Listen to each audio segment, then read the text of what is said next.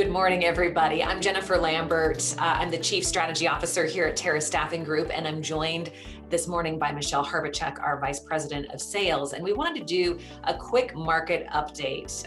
What are you seeing from your perspective across all the clients that we work with? What are the winning moves? What do you think the opportunities are for employers right now? Sure. Yeah. And I think that is the good news. There are winning moves. There are things that you can do. You talked about different behavior in the workforce right now. As employers, we have to change our behavior as well.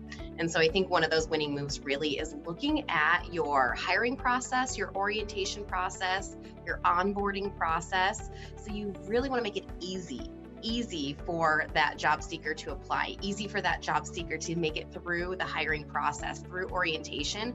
And then remember, the job seeker, your talent, is your customer. So you are wooing them. They have many options. So anything you can do to really bring them in and help them see, we have training. We're going to help make you successful. That's what they need. That's what they want right now. They have options. So help them choose your company.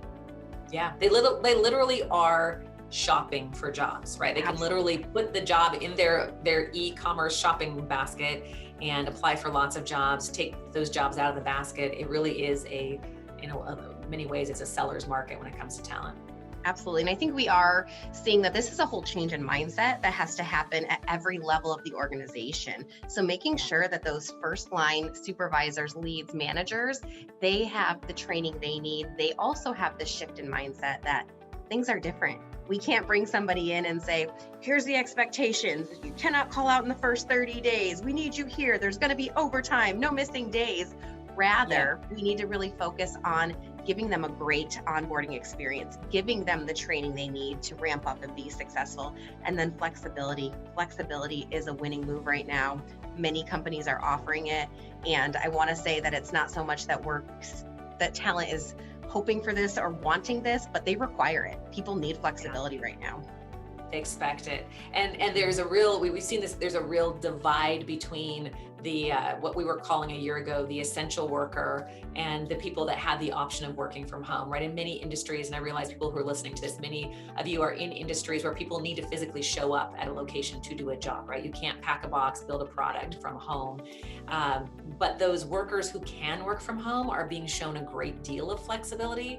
And that worker who is required to physically show up is really expecting some of that same flexibility, not to do the work from home, but hey, if I have a doctor's appointment, if my kid is sick this morning, is there flexibility for me if I need some accommodation? And it's a very big mind shift for employers who are used to having some pretty strict attendance policies. And I get it. It's not easy to run a production facility with flexibility necessarily, but the question really is that employee valuable enough when they are there to maybe earn a certain amount of flexibility or be afforded a certain amount of flexibility?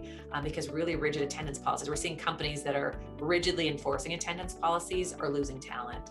And it's a choice you have to make. I mean, it's a trade-off, right? Is it more important to have that super structured environment, or is it more important to have the talent? It really is kind of coming down to that.